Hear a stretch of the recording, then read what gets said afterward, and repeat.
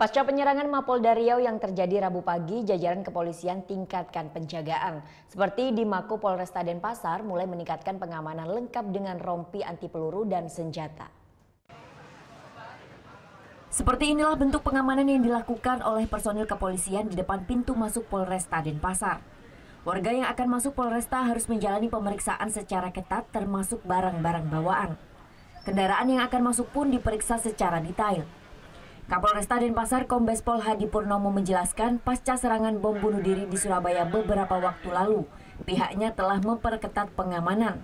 Namun kali ini pengamanan lebih ditingkatkan. Petugas jaga wajib dilengkapi dengan rompi anti peluru dan senjata lengkap. Apabila terjadi penyerangan, saya sudah perintahkan kepada anggota tembak di tempat.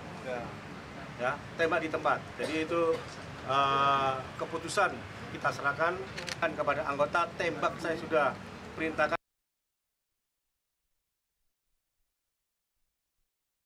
Selain itu pihaknya juga menyebar personil kepolisian di sejumlah objek vital seperti objek wisata dan bandara. Tempat-tempat hiburan malam juga tidak diperkenankan beroperasi melebihi pukul 2 dini hari. Sebelumnya pada Rabu pagi aksi penyerangan kelompok teroris kembali terjadi di Mapolda Riau. Surya Sanjaya melaporkan untuk NET. Oh ya beneran. Iya, oke.